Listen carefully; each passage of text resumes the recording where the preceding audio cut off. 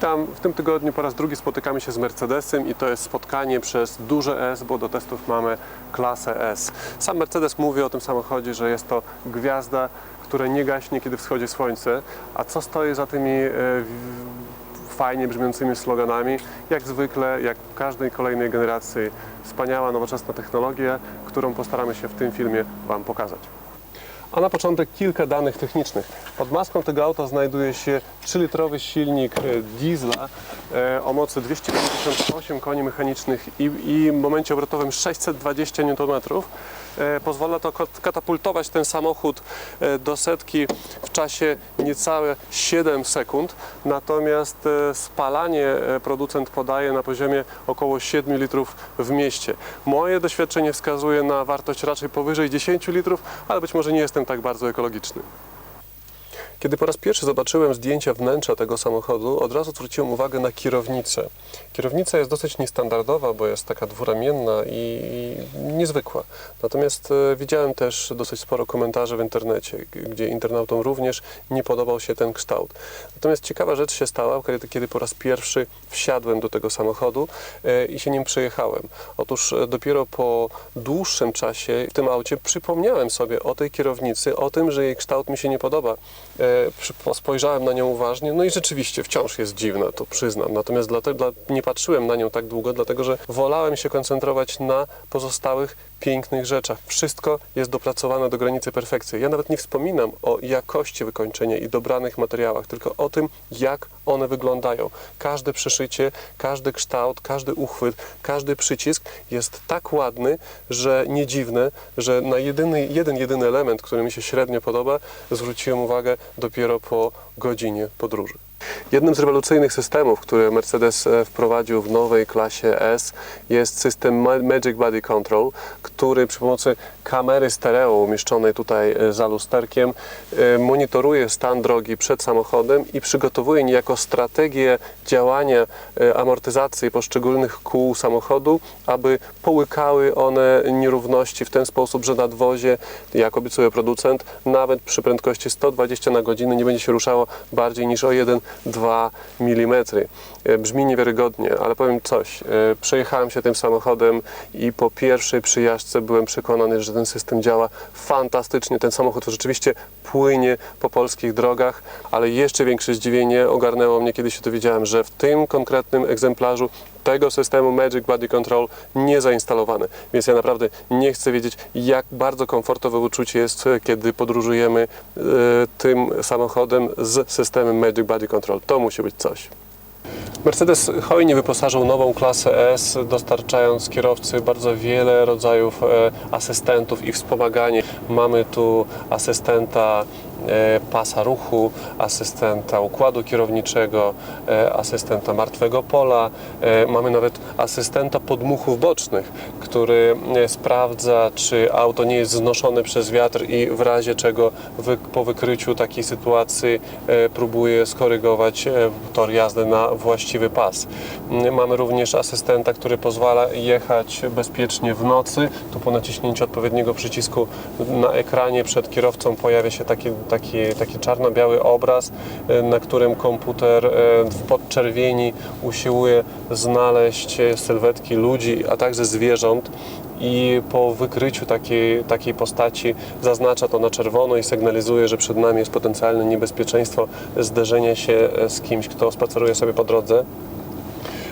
Również tak powiedzmy popularny system jak Brake Assistant, czyli system wspomagający siłę hamowania, w klasie S jest rozszerzony o monitorowanie, tak zwany system monitorowania skrzyżowania, czyli auto zacznie hamować samo, nie tylko kiedy zaczynamy dojeżdżać do, powiedzmy, osoby, którą moglibyśmy potrącić, ale także po wykryciu, że przejeżdżając przez skrzyżowanie po przekątnej widzi, że nadjeżdża inne auto, które może w nas uderzyć z boku, więc po wykryciu takiej sytuacji również auto zostanie automatycznie wyhamowane.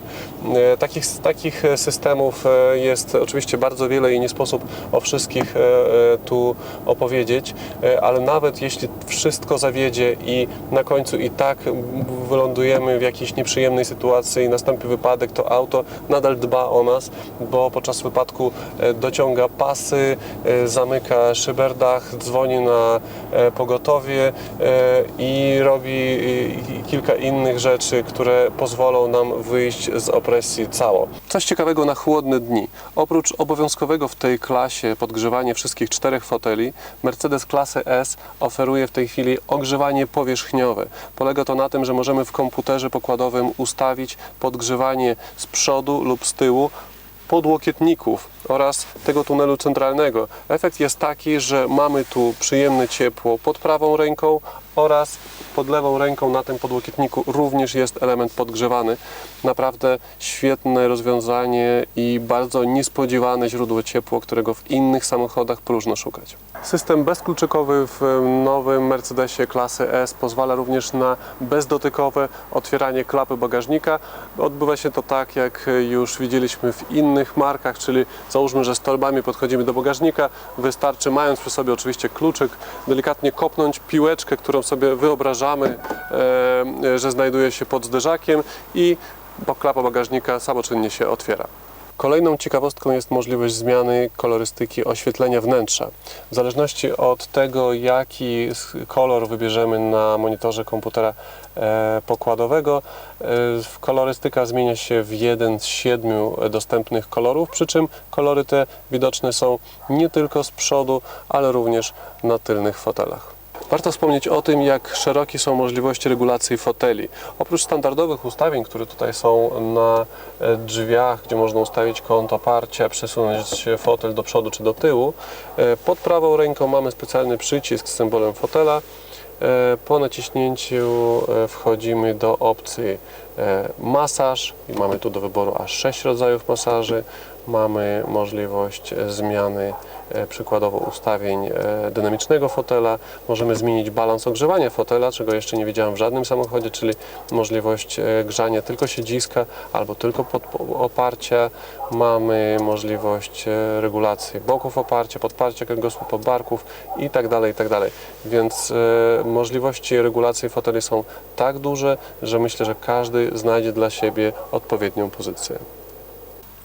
Mercedes dba również o nasze zdrowie, zniechęcając nas do palenia. Otóż jedyna rzecz, która nie działa do końca, to jest taki wysuwany schowek z zapalniczką i popielniczką. Proszę spojrzeć, to po prostu nie wyjeżdża. Jak się z tym odrobinę dłużej mocujemy, to teoretycznie, teraz się udało to wysunąć. Natomiast chcąc to zamknąć, napotkamy kolejny opór. To niestety nie działa, trzeba tu pokombinować, dopiero to się zamknie.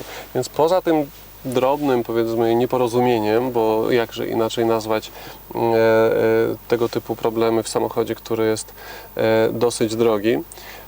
Nie znalazłem tu nic, na co można by było ponarzekać. Ewentualnie można by powiedzieć, że jeśli chodzi o moje samopoczucie w tym samochodzie, jest oczywiście bardzo pięknie, komfortowo i przyjemnie, ale jest on na tyle obszerny, że można powiedzieć, że daleko mu do takiej przytulności, którą oferuje chociażby klasa E czy klasa C. Więc ta przestrzeń, trzeba się do niej przyzwyczaić. Ale pamiętajmy, że to samochód nie do końca przewidziany dla kierowcy. Jest to samochód dla kogoś, kto siedzi na tamtym fotelu i tam teraz się wybierzemy.